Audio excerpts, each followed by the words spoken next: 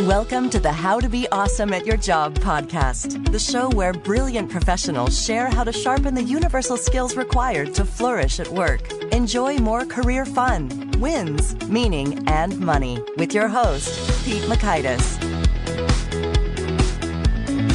Hello, and welcome to episode 458 with Steve Ritter.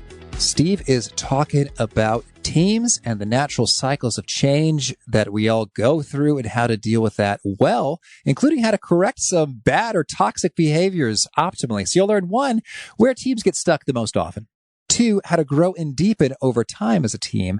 And 3, why there's still hope for disengaged team members. So if you want to check out the show notes or the transcript or the links to items we've referenced, it's at awesomeatyourjob.com/ep458. Now, here's Steve's story. Steve Ritter is the founder and CEO of the Center for Team Excellence. He's on the faculty of the Center for Professional Excellence at Elmhurst College, where he's earned the President's Award for Excellence in Teaching. That's a lot of excellence. He is the acclaimed author of the 2009 Amazon Top 50 business book, Team Clock, A Guide to Breakthrough Teams, and the 2019 release, The 4 Stages of a Team, How Teams Thrive and What to Do When They Don't. Thanks to Steve for spending some time with us, and thanks to our sponsors. Check them out. And big thanks to our sponsor, Acorns. Acorns makes it easy to start automatically saving and investing for your future. You don't need a lot of money or expertise to invest with Acorns. In fact, you can get started with just your spare change. Acorns recommends an expert-built portfolio that fits you and your money goals, then automatically invests your money for you. NerdWallet.com, whom I love on these sorts of matters, gives Acorns a whopping 4.7 stars and says, quote, if you want to make the most of your spare change, there's no better place to do that than Acorns. Head to acorns.com/awesome or download the Acorns app to start saving and investing for your future today. And we got a legal disclaimer here. It may not be representative of all clients. Tier 1 compensation provided. Compensation provides an incentive to positively promote Acorns. View important disclosures at acorns.com/awesome. Investing involves risk, including the loss of principal. Please consider your objectives, risk tolerance, and Acorns' fees before investing. Acorns Advisors LLC, Acorns, is an SEC-registered investment advisor. Brokerage services are provided to clients of Acorns by Acorns Securities LLC, member FINRA/SIPC. For more information, visit acorns.com. One sponsor to check out is Harvard Business Review. This brilliant magazine, published at hbr.org, is the leading destination for smart management thinking. Fun fact, HBR has been mentioned in 108 episodes of the show. That's because HBR has great stuff that comes up often. They've got explainer videos, podcasts, real-world case studies, and much more. I think of HBR each night that I put on my special orange glasses. Their article, Will Blue Light Glasses Improve Your Sleep?, revealed that those who wore them reported better sleep and a 7% improvement in work performance as compared to those who wore the sham glasses. So I cite HBR anytime anyone tells me that I look silly wearing them. Now, much of HBR's content is available for free when you sign up at their site. Subscriptions that get you unlimited content cost $10 a month. If you visit hbr.org/subscriptions and enter the promo code AWESOME, you can save 10% off of that subscription. Again, to save 10% off of your HBR subscription, go to www.hbr.org/subscriptions and enter the promo code AWESOME. Here is Steve. Steve, welcome back to the How to Be Awesome at Your Job podcast. Pete, I am thrilled to be welcomed back. It has been how many years since we talked the first time on episode 36, I believe? Yeah, that was, well, almost 3 because that you were one of the first, as someone I know. Yeah. So a lot has changed and a lot of things haven't changed since then. So. I hear you. Yeah. Well, yeah. And we're going to talk about both of those things. So first I want to get updated on, so you do a lot of fun garage band rocking with your crew. What's the latest there? Well, all right. So technically speaking, the Music Hub is a basement, not a garage. And I just realized in thinking about this that we've actually performed 1% of the time.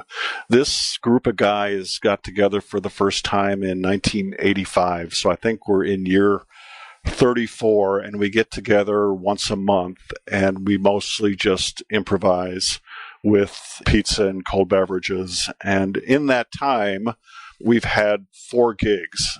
So when we have a gig coming up, we get to work and make sure it's as tight as possible. But that's not our natural state of being. Our natural state of being is to improvise and have fun and see where it goes. Well, you've been improvising, having fun, and seeing where things go. There's a terrible segue, but committed to it with your work in teams. And so you've just recently released another book, The 4 Stages of a Team, and your previous book, Team Clock, we talked about way back when. So can you orient us, for those who are not as familiar with the first one, sort of what is your team philosophy, framework, and what's new? Well, so The 4 Stages of Team was the book that followed the why and the model. So Team Clock, A Guide to Breakthrough Teams, is now a 10-year-old book, and that followed about 30 years of discovery of a method for what makes teams effective and how teams sustain and thrive through change after change after change. And we had been doing the work for about 30 years, but had not trademarked the methodology and hadn't published the book. And so we had a lot of knowledge, but we felt like we had to get the why out there. So a decade later, and approximately 300 team engagements later, there was a lot of clinical evidence about that it works and why it works and how it works. And so to the why and the model of Team Clock came the how of the 4 stages of a team. The subtitle of the book is How Teams Thrive and What to Do When They Don't. So in a nutshell, the model was designed after an analog clock where each number around the clock from 1 o'clock back to 12 represents a stage of the team's development. And the notion of using a clock was because teams operate in cyclical ways, not in straight line trajectories. The inspiration for the model back around 1980 came in a graduate school class after learning about Bruce Tuckman's 1965 team model of forming, storming, norming, and performing, which makes a lot of sense at face value when you look at teams who come together and they form, and then they have some conflict and they storm, and then they establish some ground rules. Those are their norms that enables them to perform. And then congratulations, now you have a team. But when I looked at that, I realized that none of the teams in my life and none of the relationships in my life went from beginning to middle and end and then called it done or over. Mm-hmm. All the teams that I saw operated in cycle after cycle after cycle after cycle. And so the clock became a way of saying, so what happens in the early phase? And then once you establish that, what happens next? And if you establish that, where does it go after that? And when you repeat those cycles over and over, how do they grow and deepen over time? So the simplest model was that in the first stage, which is investment, teams are figuring out their norms. Teams are getting aligned on their mission and their values. Teams are learning how to disagree and how to manage conflict in a professional and constructive way. And that provides an infrastructure and a platform and a foundation to be able to do things that feel much more like teamwork, which is trust and collaboration and sharing and those kinds of things. And so the second stage is the trust phase, where teams learn to connect and teams learn to share respect. And teams learn to be accountable to themselves and to each other. So now when you get to that stage of the team, you've created a sufficient platform to be able to be really innovative and to explore and to experiment and to discover and to be creative and to take advantage of the differences that you have on the team and to take some smart risks and move forward. And that creates change, and that's the fourth stage, which is we call distancing, because when you're in a state of change, you kind of have to step back and reevaluate and refuel and kind of recalibrate and refocus on whatever your new circumstances are, which takes you back to the investment phase and kind of resetting your ground rules and resetting your values and mission and making sure that everyone's together on that.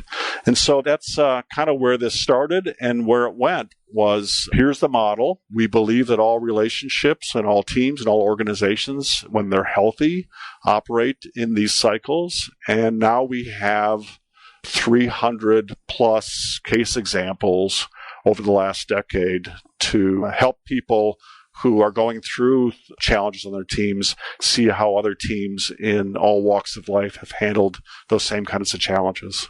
Well, 300. Well done. That's awesome. Thanks. I remember back in my day before the book was written, and so that was fun to see it evolve over the trajectory here.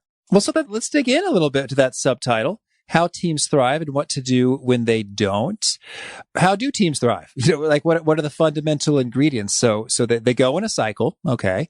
And so I imagine there are a couple make or break things that could happen at each phase in the cycle that really matter. Absolutely. So you think about the investment phase of a team, people are either baking in healthy norms, or they're baking in unhealthy norms. They're either moving forward with clarity around their values and their mission or their vision, or they're moving forward without that clarity, or they're building in unhealthy conflict versus healthy conflict. So when you think about the things that teams are trying to establish as a foundation that will be reliable, it's just that. It's how do we treat each other from day to day under normal circumstances?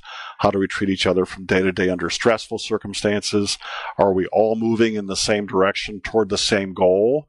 Have we created space for differences on the team? So we may have the same destination, but there may be many paths to that destination. And have we made room for the diversity of all those paths?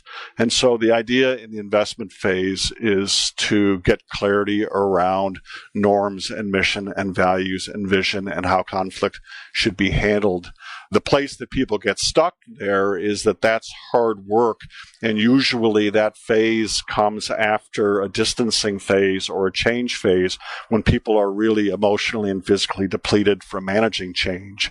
And so it's difficult to work on infrastructure and build a foundation when you're really depleted from going through a change. And oftentimes that's meant a change of leadership or a change of direction, and not everyone is in agreement about whether the new leader is a good leader or whether the new direction is a new direction. And so that's the place that people get stuck there.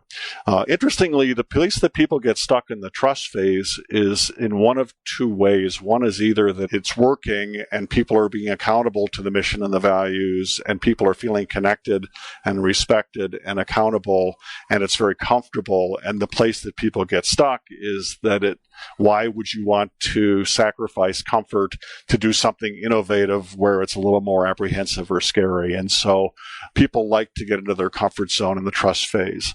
The other place that people get stuck is when that's broken down in some way and the team doesn't have psychological safety to be able to take risks. And trust is a problem on the team. It's really virtually impossible to move forward, because what's supposed to happen next after trust builds on a team is for people to explore and innovate and be creative. And when there's not psychological safety on the team, it's really hard to take the risk of exploring.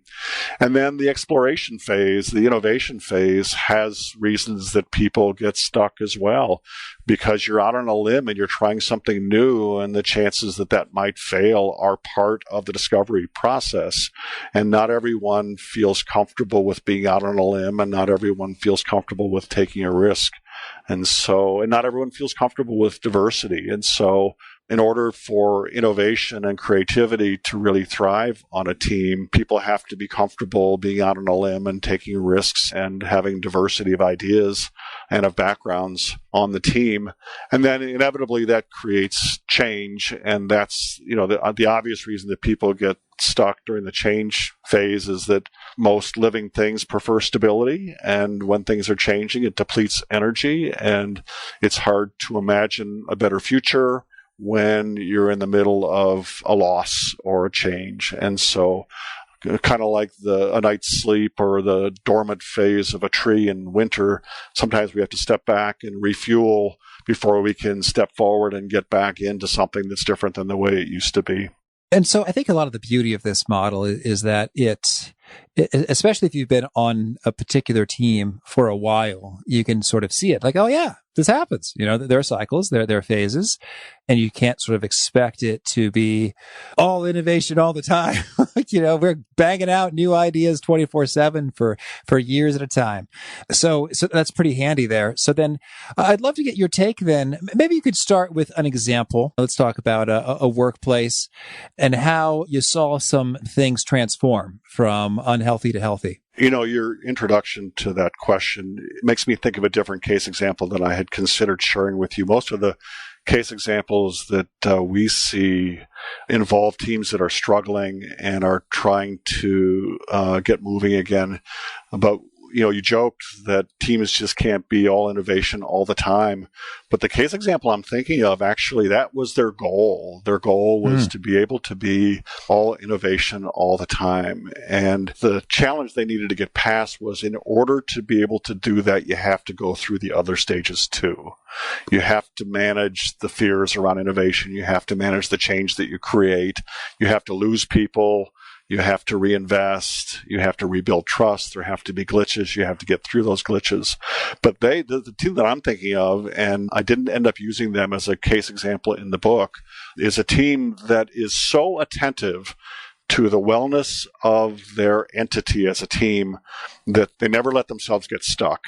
They never let conflict become destructive. They never let disrespect take any footing on the team. They never let fear get in the way of trying something new, and they embrace change as a healthy component of their process. And the result of that is that they are probably the most innovative team that I have been aware of in the history of my career. And they know that. They know they've become that. And as a result, they have become a powerful magnet of recruitment internationally. People come from all over the world to be on this team, and they have become an impressive group of people that retains their talent. Nobody wants to leave this team as well. And the reason that they're a good story is because they didn't begin this way. When I've been involved with this particular team for about 6 years. And when we began, it was very similar to many team stories. This is a medical team in an academic center. And it's not unusual for a couple things to be true on medical teams and academic centers. One is that the politics of universities-based medical centers are rich with academic politics. The politics are rich. What a word choice. Oppressively annoying. Exactly. Rich. So oftentimes you'll get a leadership change where the natural response is for the faculty to reject the new leader or to fall into factions in some way. And then you get the same dynamics that you get in any group situation. The Gallup organization has been measuring engagement and disengagement for decades. And so it's not unusual to have about 20% of your people unhappy anytime there's been a change. And oftentimes people spend all of their energy acting out that unhappiness and then preventing the team from moving forward. So you've got a team that's trying to pursue clinical excellence, and you've got a team that's trying to be more productive and to grow, and you've got a team that wants to be more magnetic in their recruitment, and you've got a team that wants to research and discover new ways of doing things, but you've got 20% toxic, broken, dysfunctional people who are trying to hold everyone back at the same time. And so the idea is to be able to somehow get around the corner from the 6 of the 30 people on the team that seem to want to use up all the team's energy moving forward. And so ultimately, we end up in a situation with teams like this that I call stay stuck or move forward.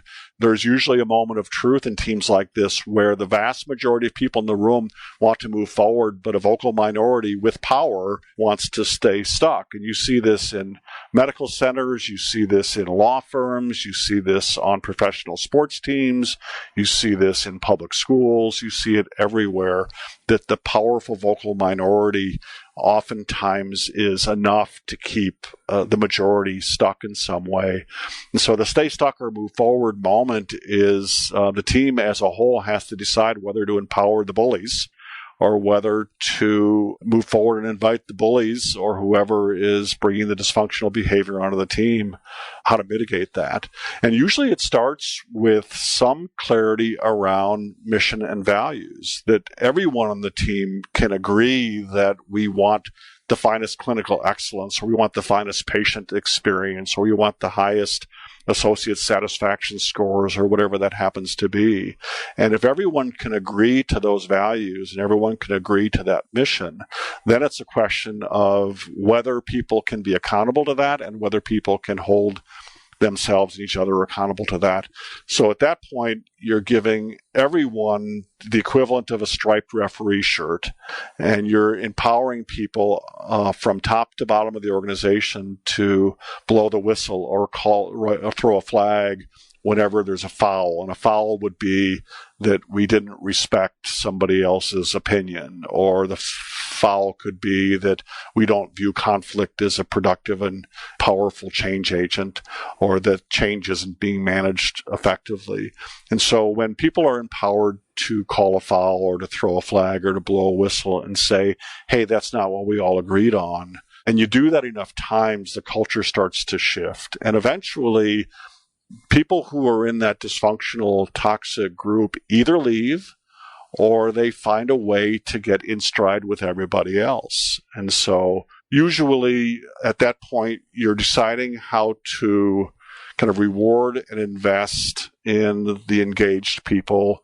You're deciding how to coach the underengaged people into engagement, and you're deciding how to mitigate the disengaged people, whether that's inviting them into the culture on your terms or whether that's excusing them from the organization in some kind of a human resources 101 performance improvement plan or whatever it happens to be. And it's surprising how the power of a culture that has shifted in that direction will take on its own momentum, and that the right things will happen. Either the performance improvement plans will result in the intended outcome, or people will fold into the culture and negative leaders will become positive leaders. So the team that I'm thinking of that became the most innovative team I've ever seen took on that challenge and spent probably almost 2 years eradicating the dysfunction. They call it a bullyectomy, where they surgically removed the people who were hurting the team. As talented as they might have been, as condescending and arrogant as they may have been for being the smartest person in the room, if they were hurting the team, they didn't belong on the team anymore. And so after about 2 years of a successful bullyectomy or two, this team got to the business of defining clinical excellence and using research and discovery to innovate new things and becoming a magnet for recruitment for the world's best talent. And if you think about the old spinning the plate on the stick thing where the plate wobbles, you got to spin it again to keep it moving. They just keep spinning the plate over and over and over again, and they never let anything dysfunctional or anything toxic to the team take root. They know that it's going to happen every once in a while because humans are humans, but they address it proactively, even if that means an uncomfortable conversation. And so then some of those norms that you're talking about establishing there, that everyone had the right to referee, what might those sound like in practice in terms of particular behaviors? How we treat each other, civility, respect, appreciation of differences, embracing change, those kinds of things, Pete. The common sense things that you would have in your marriage, that I would have in my marriage, the ways I would treat my children, the way I would treat my best friend, the way I treat my spouse, are the same ground rules that you want in a team or an organization. They just apply on a larger scale. And so it gets down to the way we treat each other and the way we talk to each other and the way that we value the diversity on the team and the way that we manage conflict and adversity in a kind of a poised and resilient way. It's basic things you learned in kindergarten kind of values that somehow get a pass in a workplace, but it wouldn't get a pass with a best friend or with a lover. Mm-hmm. Right? So one of the things that we have learned is that the recipe for what makes a team effective is no different than the recipe for what makes a relationship effective. Whether that's a coworker, whether that's a lover, or whether that's a friend, or whether that's a teammate on a recreational softball team you play in on the weekends. The scale is different when it comes to trust, for instance. An interpersonal team may be more intimate, but the expectation that people treat each other with kindness and with civility and with understanding and with productive conflict resolution and poise and resilience and flexibility during periods of adversity and change are common sense. And really, the refereeing is giving people permission to embrace that and to call themselves and each other out. If in yours and my relationship, which goes back a few years now, if I treated you in a way that was disrespectful, even if I didn't realize I was being disrespectful, I would hope that you would bring that to my attention. I'd hope that you would say, Steve, when you said X, it caused this in me. And I should have the maturity to say, whoa, I had no idea. I did not intend to hurt you, but I see that I did, and I own that, and that's not going to happen again, and I'm sorry for what I did. Mm-hmm. I should be able to do that in any relationship. One of the exercises that we do with teams is we ask everyone to think about 3 relationships in their lives, at least one in the workplace, where there is an unresolved crucial conversation that ought to happen. And the reason it's unresolved is because it's uncomfortable or because you're afraid it might make it worse or whatever it happens to be. And then what is the issue? How do you want to address that issue? And what would be the measurement of the outcome of that being in a better place? Oftentimes, when we see teams move to healthier cultures, that's what's happening behind the scenes, is that people who have been not getting along for a long time figure out why that is and what they need to do about that. I had a manager in a medical team last week say, I don't understand why she doesn't like me anymore. We used to be friends. Now, that's a very personal exchange, but that caused her to go back to her and say that directly to her, which was my intervention with her, is, have you asked her what happened? And so she went back and said, what happened between us? And it ended up being something in the grand scheme of things that might have been petty. I found out that you made more money than I did, and I've never felt the same about you since. Something like that. But now it's being talked about. If you take the kind of Crucial Conversations 101 curriculum and methodology, oftentimes that's what people need to do. And most human resources departments are equipped with people that have the talent to move people through conflict resolution, to move people through crucial conversations, to move people through change management, innovation technique. It's really just giving the team permission to be well and to act on the common sense things that make relationships strong. Yeah, and I guess that's what I'm wondering when it comes to common sense things. I mean, a lot of the things we're talking about, hey, poise in the midst of conflict, or, respecting conflict as a tool to bring about good things. I guess they're almost a little bit subject to interpretation, I guess. And if someone were to sort of throw a flag and say, you're not doing this, and they could say, yes, I am. It's almost a little bit, not to be sort of like childish or elementary, but I could see I guess there's this tension I'm thinking through with regard to, are you going to really spell it out in terms of explicit rules? We do not say that's a stupid idea here, or do you leave it at a higher level of abstraction? We'll be respectful in our discourse. Sometimes it is childish and immature. And sometimes you're calling people out for not playing nice in the sandbox. I had a situation where probably the most highly educated group of people in the room were listening to their assessment results. And so when you get assessment results that say there is an undercurrent of disrespect in the workplace, for instance, that scores a really high mean and a really high standard deviation statistically, which means people feel really strong about it, and there are some people who it affects more dramatically than others, and you give that piece of data to the room, and you say, you 12 people responded to this survey in a strong way, saying there's an undercurrent of disrespect on this team, or words and actions that undermine the team are tolerated by leadership. These are survey questions assessing the team's wellness that give very clear, valid metrics around what's broken with the team. Then you get the conversations about what does that mean. So I've had a person raise their hand and say, I think that's me. I think I'm the one that people are talking about.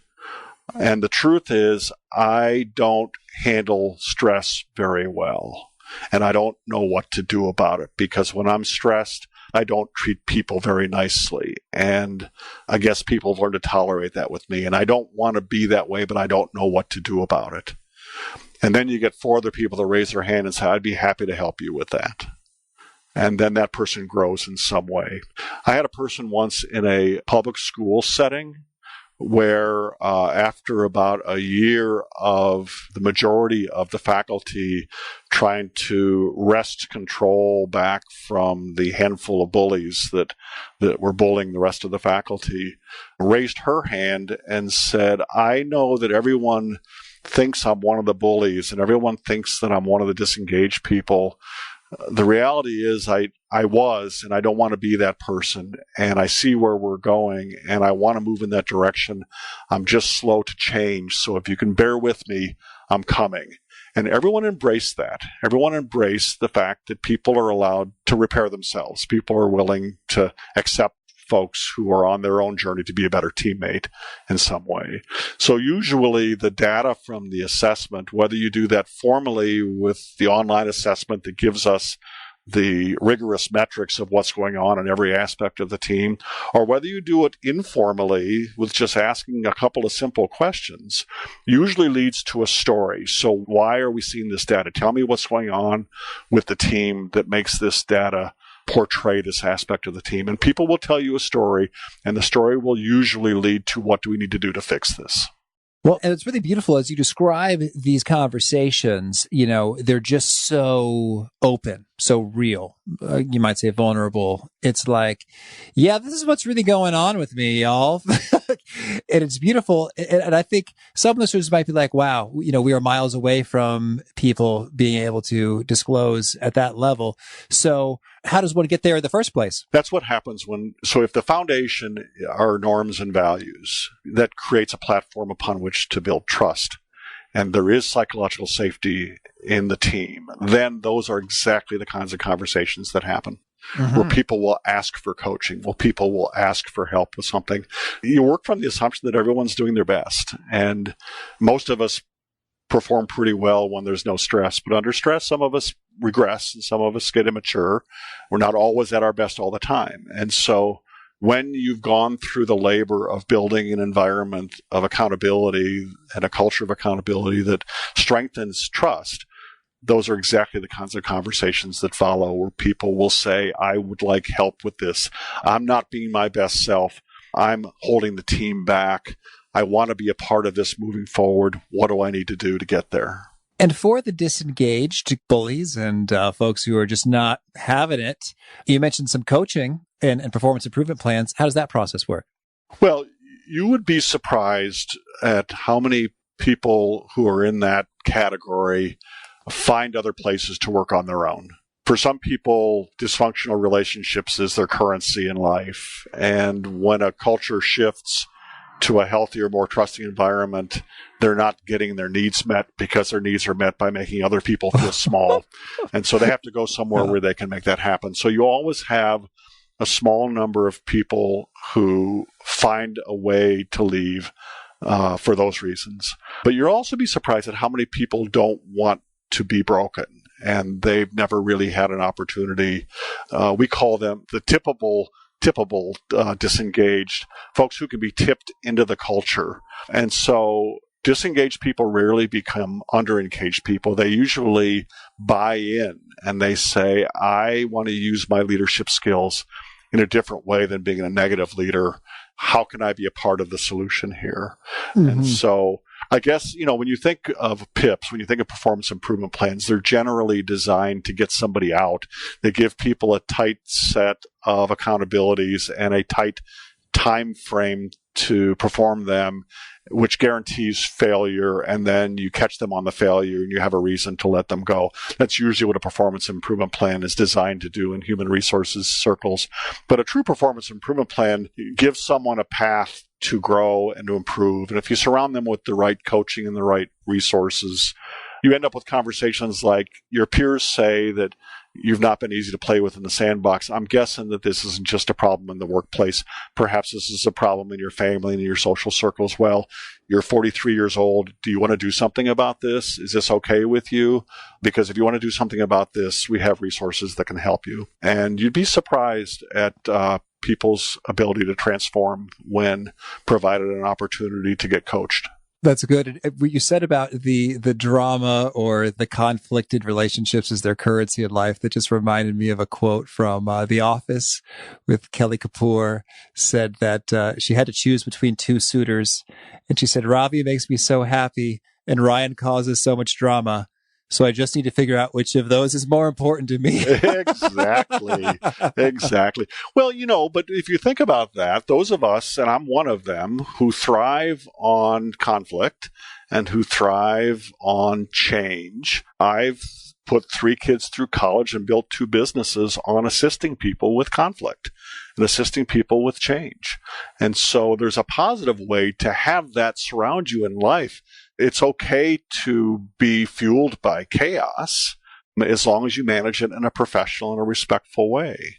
It's okay to have conflict as long as you are mature and adult about the whole thing. And so there are people in life whose competency is to be good under pressure during periods of significant change and conflict.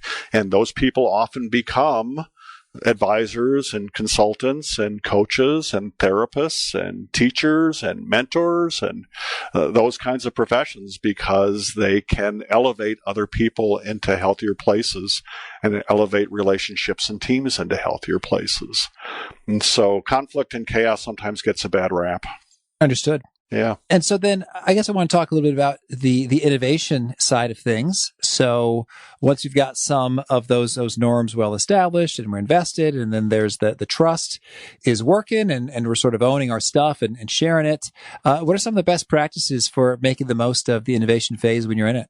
Oh, well, I think it's willingness to live with an unsolved problem to begin with. Innovation always starts with an unsolved problem, and being willing to experiment and explore and create and fail a couple of times to be able to discover a new way of looking at that problem. And so all of those dynamics require someone to feel safe and trusted in an environment that supports that kind of thing.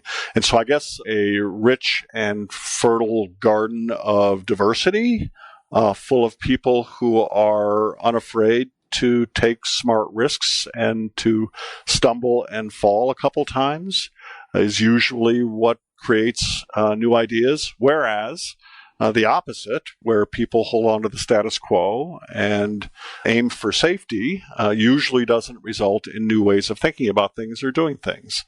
And so it all goes back to the foundation of common values and common goals that allow for a culture of accountability that enables a team to have the psychological safety for people to take risks.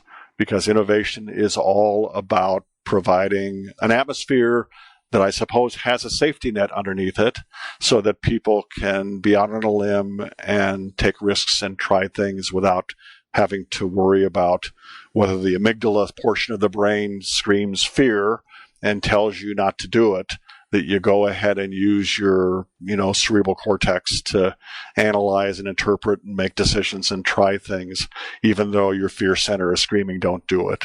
And usually that happens most effectively when the team has created an atmosphere of collaboration and psychological safety so that falling or stumbling or failing are not a big deal. They're actually fuel for the next round of innovation. Well, Steve, tell me anything else you want to make sure to mention before we shift gears and hear about some of your favorite things. Well, I think that you're going to see a barrage of social media hype around the book, The 4 Stages of a Team, How Teams Thrive and What to Do What They Don't.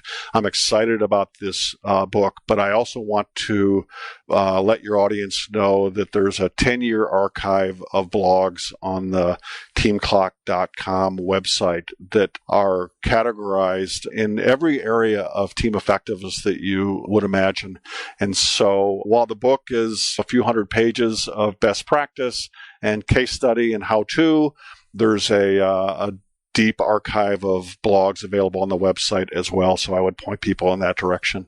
Well, now could you share with us a favorite quote, something you found inspiring? I think the last time you asked me that, I quoted Seth Godin, and I think I want to quote Seth again. Seth was kind enough to endorse my first book. He talked about the importance of taking responsibility for what it means to join or to lead a team. And his most recent book is titled This is Marketing. And he says in that book, people don't want what you make. They want what it will do for them. They want the way it makes them feel. And so that might be more connected, or that might mean peace of mind, or that might be status in some way. And so I think about that quote all the time. I think about that quote when I listen to your podcast, for instance, because your podcast is a great example. I listen for the way it makes me feel. It makes me feel smarter. It makes me feel more equipped. It makes me feel like I have a better toolkit to go out and manage my life. And every episode, without exception, has that outcome when I listen. Oh, shucks. Thank you. You're well welcome. flattered. I just put out a big survey and I asked a question along those lines in terms of what are your recurring thoughts and feelings when you're experiencing the show. And I think I believe that more and more from marketing. And that's been part of my, well, this isn't about Pete's journey to learn marketing. Well, but we're singing the same tune that, as Seth says, it's not about what you make, it's about what it'll do for you and the way it makes you feel. Yeah. Absolutely. And I think that that's true of everything, even when it's a rational purchase. It's like, oh, this is a wise investment because it will save me money or make me money. So it's money on top of money. Of course, logically, that's just better to do than to not do. It's like, yeah, but why bother? Why do you even care? What's money doing for you in the first place? It's like, Exactly. oh, well, I feel secure and free and able Peace of mind. Yeah. Yeah. Yeah. So I think Seth really is as brilliant as people say he is. Well, not many people write a daily blog that has the followership that he has. And a good daily blog. Yeah, I'm one that reads it every day, and they're not all A+, and neither are the things that I write, but there's enough A+ to keep reading and keep sharing. And let's see, was I asking about a study or a quote or a book? I don't even, we got a little bit of everything. You asked about a piece of research. So I don't know if you remember, you and I talked about this Journal of Applied Psychology article. I do. It came out maybe over a decade ago, but they studied what it is that most drives the outcome in a professional relationship. And they studied all of the variables in the equation, from gender to age to educational background to theoretical orientation. And they found that the greatest driver of outcome in a professional relationship was the perception of connection within the first hour from the perspective of the client. And so if the client felt like there was a good connection in the first hour, the outcome of that professional relationship is going to be much stronger. Yeah. Absolutely. In a way, that just makes me feel so much better. I've thought about that many, many times since our conversation because it makes me feel better about, I guess sometimes I think I'm like being real judgmental in terms of like, I'm reading a book or listening to something. And it's just like, I just don't like this guy. Right. And then when it resonates, you have the opposite feeling. It's like, oh, we are connected. Yes. And so then I feel so bad. It's like, I don't like this guy. I'm going to stop reading it. It's like, well, Pete, you should take in broad perspectives from all sorts of different people that you like and that you dislike. And then I go back to, yeah, but Steve told me that, in the first hour, right? In the first 10 pages of this book, better grab me. Right. So even if I muscled through this book and hated every moment of it, it probably wouldn't deliver the goods for me just because I'm not resonating from the get-go. Maybe I think they're scammy or unethical or fraudulent. And I do a lot. As an author, Pete, I don't want you to have to muscle through any page of my book. As our mutual friend Maui told me when we wrote Team Clock, you never want to give a reader any reason to put a bookmark in the book. You always want the reader to continue to turn pages. Oh, yeah. Maui, episode number 1. There you go. Yeah, he's like, the cardinal sin, I think he said, is being boring. Exactly. Don't do that. Oh, inspiring dude. Okay. Well, how about a favorite tool? Something you use to be awesome at your job? Favorite tool? I'm going to give you 2. As a writer, I am a devotee of the Fleisch-Kincaid readability statistics and the options menu in Microsoft Word. I don't know if you use that, but it tells you not only how many words you've written, but how many sentences per paragraph, how many words per sentence, how many syllables per word, and it tells you at what grade level you are writing at. And I try to keep all of my writing in the 8th to 9th grade level. It just keeps the book flowing and doesn't give people a reason to put a bookmark in any page. It keeps pages turning. Thank you. The second tool I would offer is I've become an owner of the HeartMath wearable biofeedback tool. And so the app on your phone is called Inner Balance, but it pairs with a Bluetooth connectable device that reads your heart rhythms. And if you want to know how to manage your stress in real time, all you do is clip this thing onto your shirt and attach it to your earlobe and turn on your phone, and it will tell you in real time whether you're in a relaxed or a stressful state. And you can teach yourself how to put yourself into a relaxed state at any time. And what I find is when I need to perform, whether that's my band at a wedding or whether that's writing a book that I want you to read, I do that at my best when I'm in a relaxed state. Thank you. Yeah. And a favorite habit? I put a little creative music into every single day, no matter whether that's 5 minutes or an hour. It opens new pathways. And a particular nugget that you share that really connects and resonates and gets quoted back to you often?